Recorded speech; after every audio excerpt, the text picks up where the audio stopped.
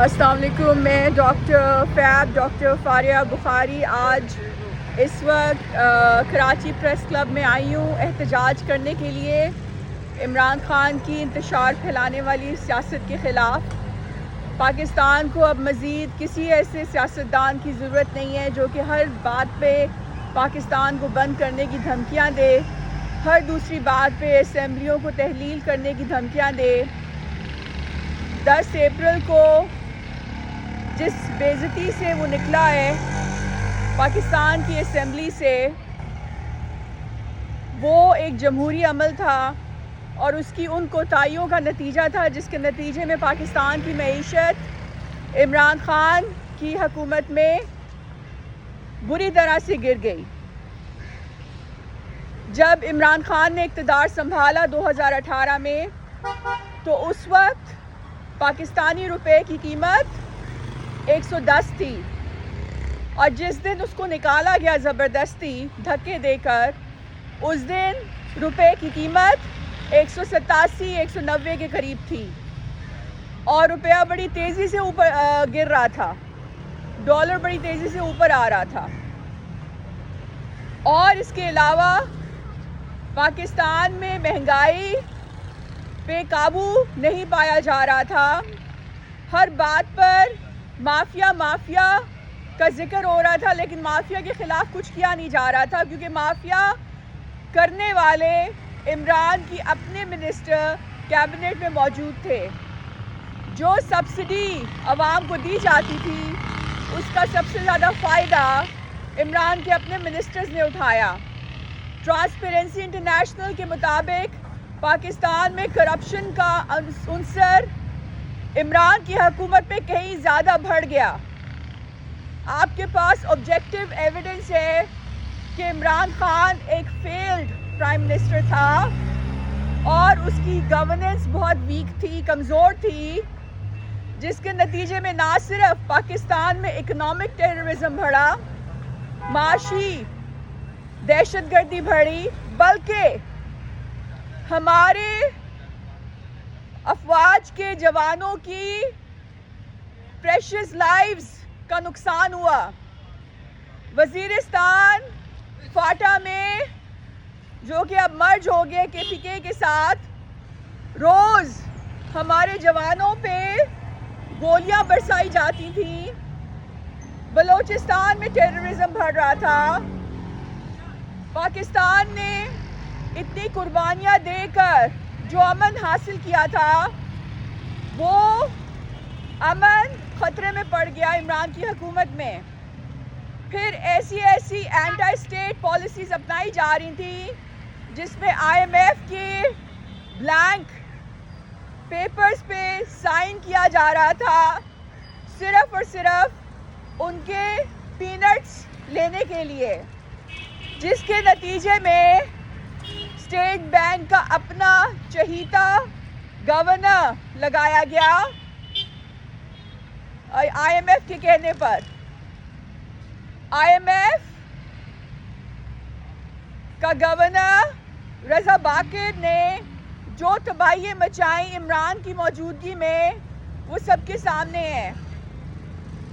CPEC کی ساری details disclose کر دی گئی جو کہ کلاسیفائڈ انفارمیشن تھی عمران کے زمانے میں، جس کے نتیجے میں CPEC غیر فعال ہو گیا، ڈس فنکشنل ہو گیا. جس منصوبے سے پاکستان کو اربوں روپے کا منافع ہونا تھا، وہ منصوبہ ناکام ہو گیا. چائنیز پرسنل پر جو یہاں پر کام کرنے کے لیے آئے تھے CPEC پر، پاکستان کی معیشت کو بڑھانے کے لیے ان کے اوپر دہشت گردی کے حملے ہوئے، جس کے نتیجے میں پاکستان کو چائنا جیسے دوست کی دوستی ہماری خطرے میں پڑ گئی. اب مجھے بتائیں کہ اس قسم کے انتہائی ناکام پرائم منسٹر کو پاکستان کیسے برداشت کرتا؟ اگر اسے جمہوری عمل کے ذریعے ہم نے ووٹ آف نان کانفیڈنس دے کر پارلیمنٹ سے نکالا تو اس میں کیا غلط ہوا؟ جہاں جمہوریت ہوتی ہے وہاں یہ سب ہوتا ہے۔ انگلینڈ میں بورس جانسن کو صرف اس بات پہ نکالا گیا کہ وہ پورے انگلینڈ کو بند کر کے کووڈ میں خود پارٹیز کر رہا تھا، اور یہاں پر پاکستان کی معیشت تباہ کر دی گئی، پاکستان کی سالمیت اور ساورینٹی کے ساتھ کھلواڑ کیا گیا۔ تو کیا ہم چپ کر کے بیٹھے رہتے؟ کیا ہم غلام ہیں؟ یہ تو نعرہ عمران نے لگایا نا، لیکن میں یہ پوچھتی ہوں کہ کیا وہ پاکستانی غلام ہیں کہ جو عمران کی اس بدمعاشی کے سامنے چپ کر کے بیٹھے رہتے؟ ہم پاکستانی سویلینز، یہ قوم کسی صورت میں یہ برداشت نہیں کر سکتی کہ ہمارے اوپر ایسے ناکام پرائم منسٹر کو امپوز کیا جائے اور رہنے دیا جائے۔ اس لیے ہم نے اسے نکال پھینکا۔ میں یہ نہیں کہتی کہ زرداری بہت اچھا ہے یا نواز بہت اچھا ہے یا شہباز بہت اچھا ہے، لیکن نواز شریف کے زمانے میں پاکستان کے اکنامک انڈیکیٹرز بہت بہتر تھے عمران خان کے زمانے کے مقابلے میں۔ آپ کسی بھی انڈیپینڈنٹ اکنامکس کے اسٹریٹجک ایکسپرٹ سے یہ آبجیکٹیو انالیسس کروا لیں تو آپ کو پتہ چل جائے گا۔ عمران نے پاکستان کی معیشت کو تباہ کرنا تب شروع کیا جب اسد عمر نے پاکستان کے روپے کی ویلیو کو جان بوجھ کے گرنے دیا۔ پوری دنیا میں کوئی اجازت نہیں دیتا اپنی کرنسی کو اس طرح سے گرنے سے۔ جب ترکی میں امریکہ نے ترکی کی کرنسی گرانے کی کوشش کی تو قوم کھڑی ہو گئی اور انہوں نے ایسے لائے عمل تیار کیے کہ ان کی کرنسی مزید نہ گر سکی۔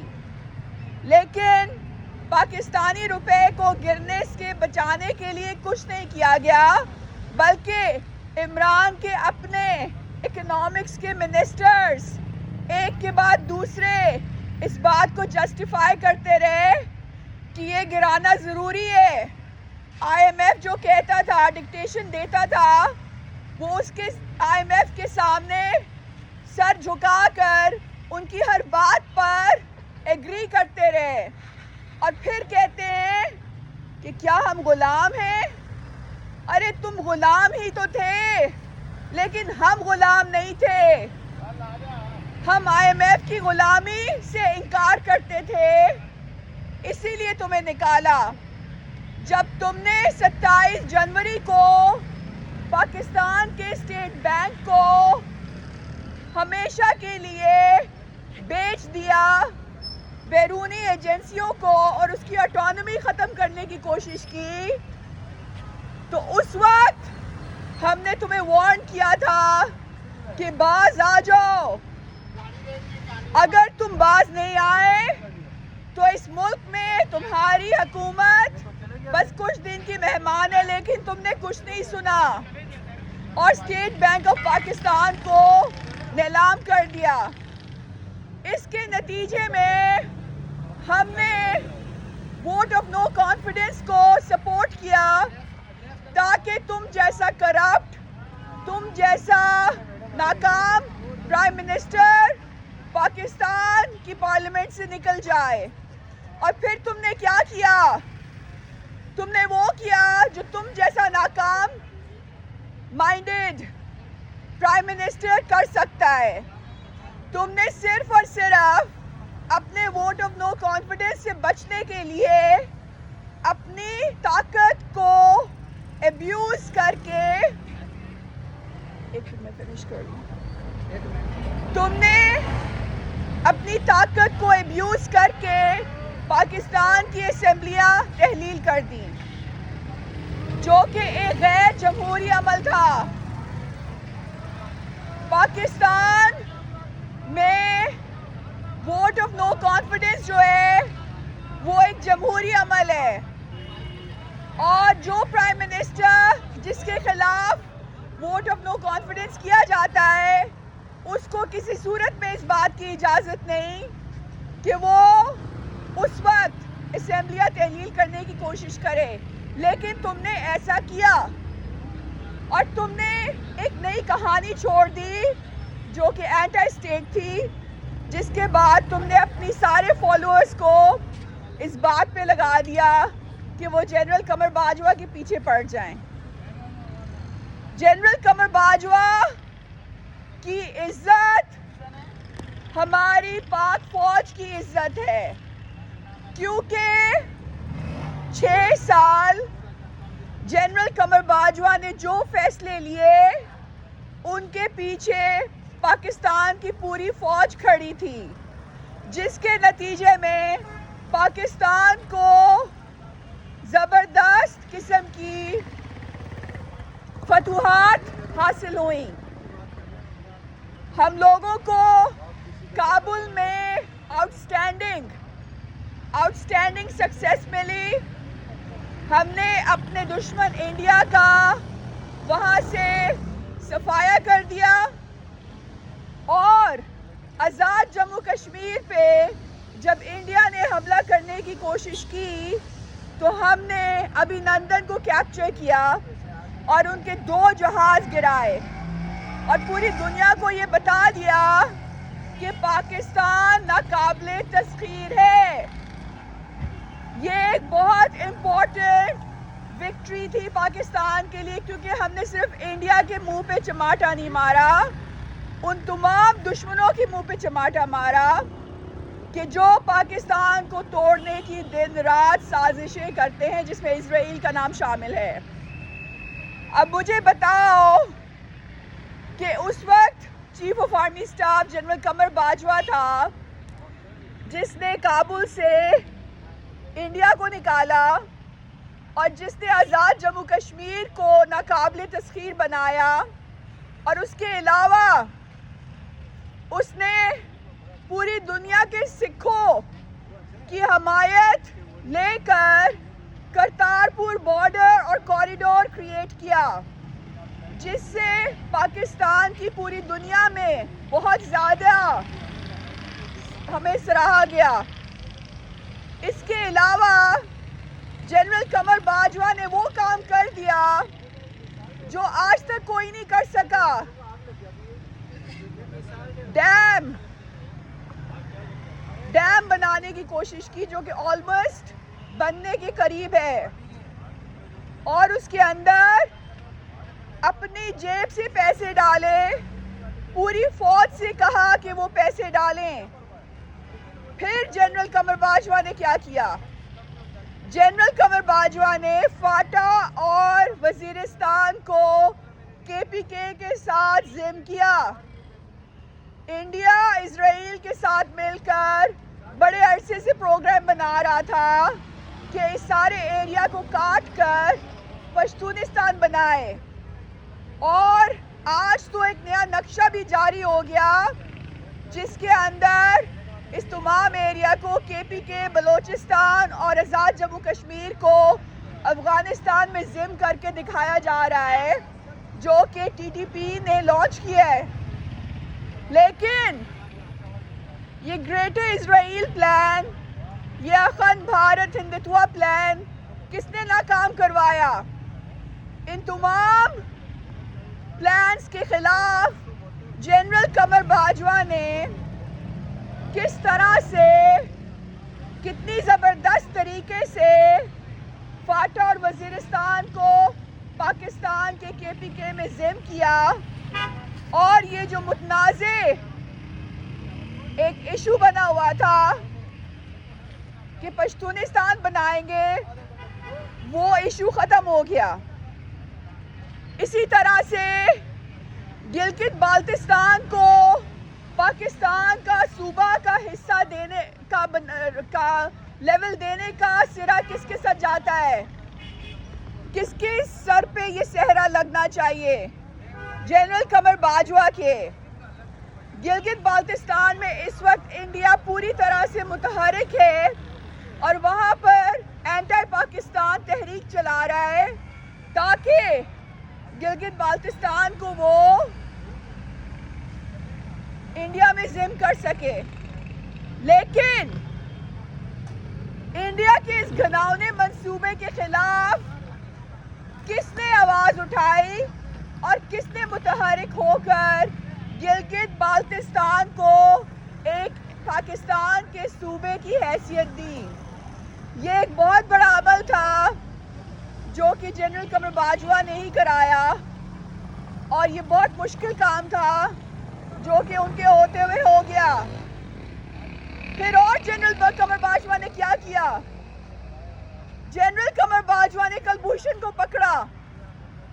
कुलभूषण वो शख्स है कि जो इंडिया का एजेंट था और जो पाकिस्तान में टेररिज्म कर रहा था और उसको पकड़ा गया जनरल कमर बाजवा के ज़माने में और उसके ज़रिए पूरी दुनिया को हमने बताया कि हम जो कहते थे कि इंडिया टेररिज्म करता है वो सच कहते थे। अब हमारे पास सबूत है। अब जब भी इंडिया किसी इंटरनेशनल प्लेटफॉर्म पर पाकिस्तान को बदनाम करने की कोशिश करता है और कहता है कि पाकिस्तान टेररिज्म करता है तो हम उन्हें कुलभूषण दिखाते हैं, हम उन्हें कुलभूषण की गवाही दिखाते हैं, हम उन्हें वो सारे डॉक्यूमेंट्स दिखाते हैं जो कुलभूषण को पकड़ने के बाद पकड़े गए और वो तमाम सबूत कब इकट्ठे किए गए? जनरल कमर बाजवा के ज़माने में।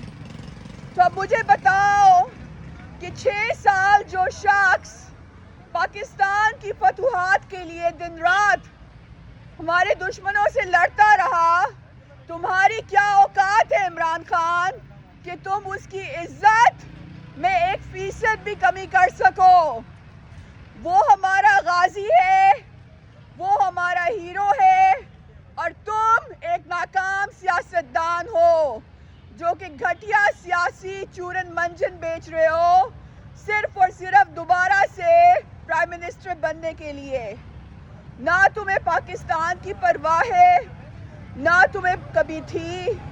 तुम्हारे ज़माने में पाकिस्तान की मईशत गिर गई, तुम्हारे ज़माने में पाकिस्तान की सॉवरेनिटी को खतरात लाहक हो गए और अब जब तुम्हें धक्के मार के हमने निकाला तो तुमने इस कौम को 1 मिनट भी सुकून का सांस नहीं लेने दिया।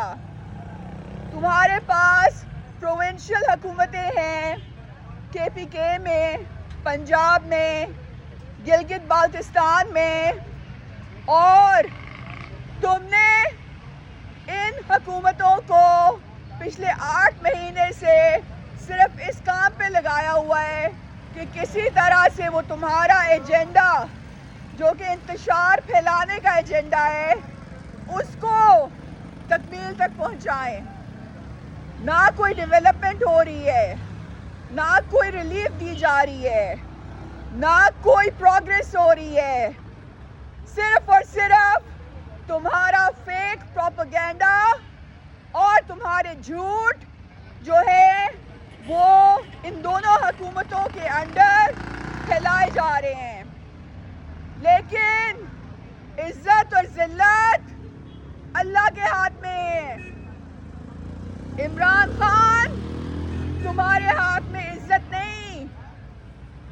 तुम्हें बेइज्जती करके 10 अप्रैल को निकाला गया प्राइम मिनिस्टर हाउस से और जनरल कमर बाजवा को नेशनल गार्ड ऑफ ऑनर देकर गार्ड्स की सलामी में रुखसत किया इस कौम ने। तो बताओ मुझे, तुम रोज जो गालियां देते हो, तुम रोज जो सोशल मीडिया पर बैठकर गंद उछालते हो जनरल कमर बाजवा के ऊपर, تم کیا سمجھتے ہو کہ تم ان کی عزت میں کمی کر دو گے؟ تمہاری یہی بے وقوفیاں تھیں جس کی وجہ سے تمہیں تمہارے آفس سے نکالا گیا، کیونکہ تم نہ سیاستدان ہو اور نہ ہی تم کوئی لیڈر ہو۔ ایک اچھا لیڈر اپنی قوم کی بھلائی کے لیے سوچتا ہے، دور اندیش ہوتا ہے، آج سے 20 سال بعد کا سوچتا ہے۔ تم نے صرف اور صرف اپنی طاقت کو مضبوط کرنے کا سوچا۔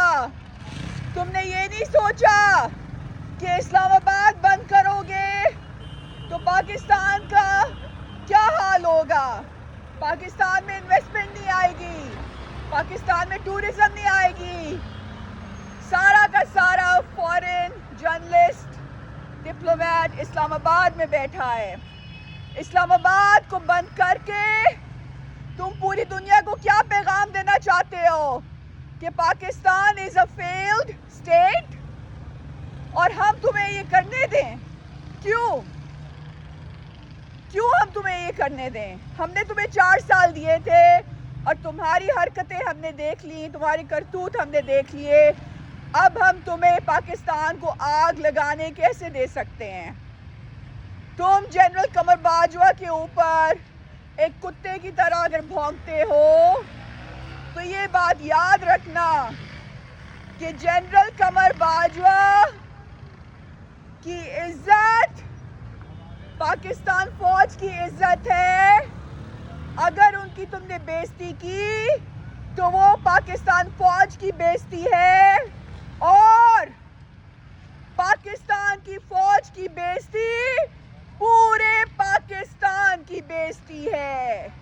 اس لیے آج یہ عوام تمہارے ساتھ نہیں کھڑی ہوگی، یہ عوام کھڑی ہوگی پاکستان کی فوج کے ساتھ، جس کا سپہ سالار 6 سال اس قوم کو فتوحات پر فتوحات دلواتا رہا۔ ابھی تم نے جو اپنا آخری جلسہ کیا اس میں مشکل سے 15-16 ہزار لوگ آئے۔ یہ 23 کروڑ لوگوں کا ملک ہے۔ 23 کروڑ میں سے صرف 15-18 ہزار لوگ تمہارے جلسے میں تمہاری آواز پر آئے۔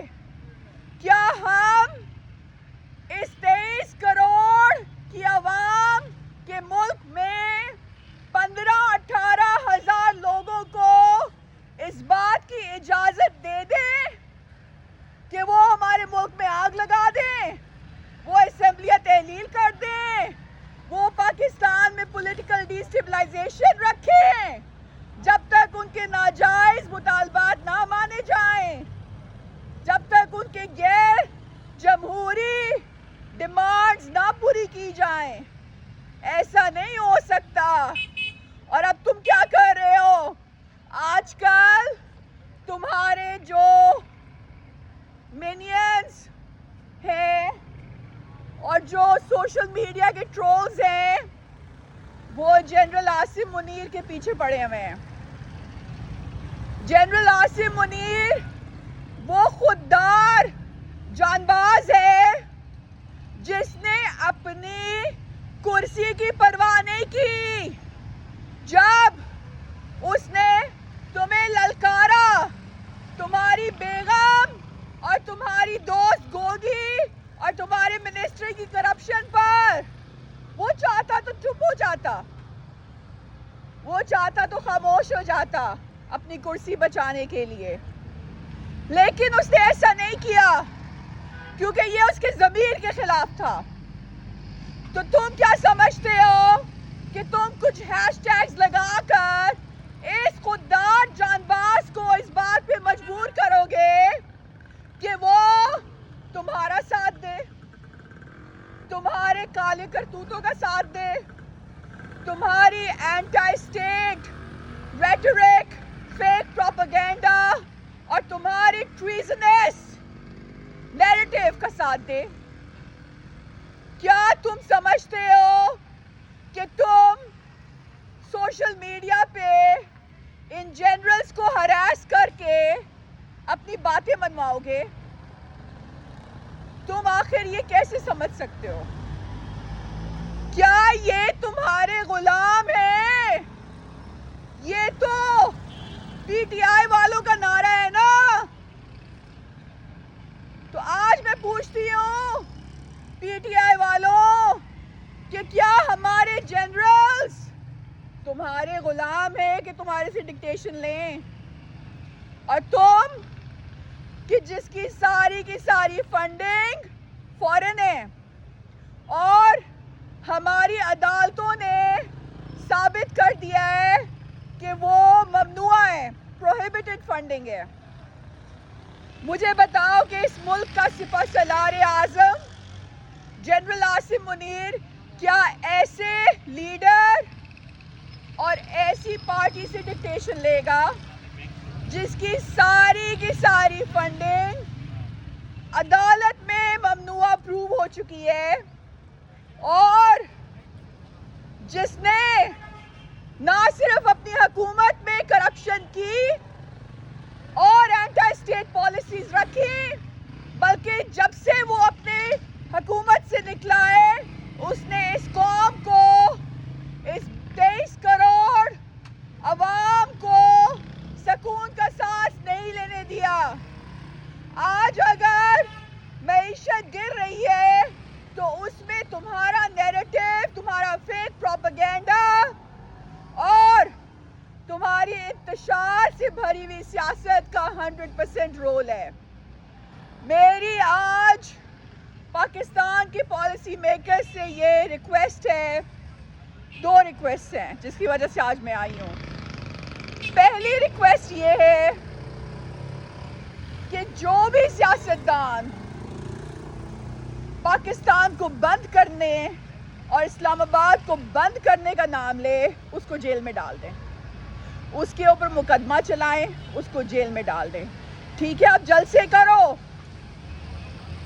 ٹھیک ہے آپ ریلیز کرو، ٹھیک ہے آپ احتجاج کرو، لیکن پاکستان اب کسی سیاستدان کی چورن منجن سیاست کے لیے بند نہیں ہونا چاہیے.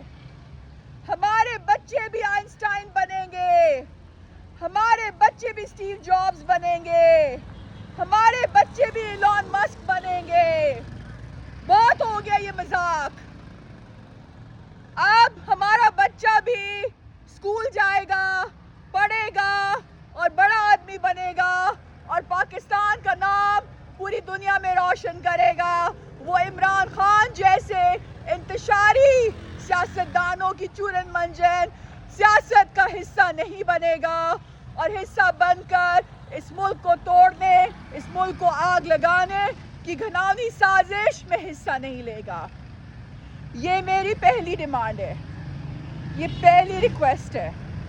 اور دوسری ریکویسٹ ہے کہ جو بھی شخص پاکستان میں جنرل قمر جاوید باجوہ کی ہراسمنٹ کرے، چاہے وہ سوشل میڈیا پر ہو، چاہے وہ مین اسٹریم میڈیا پر ہو، اس پہ مقدمہ چلایا جائے اور اس کو اریسٹ کیا جائے، کیونکہ ہمارا یہ سپہ سالار، اس کی بے عزتی پوری پاک فوج کی بے عزتی ہے اور پاک فوج کی بے عزتی پورے پاکستان کی بے عزتی ہے اور پاکستان کی بے عزتی یہ 23 کروڑ عوام کبھی برداشت نہیں کریں گے.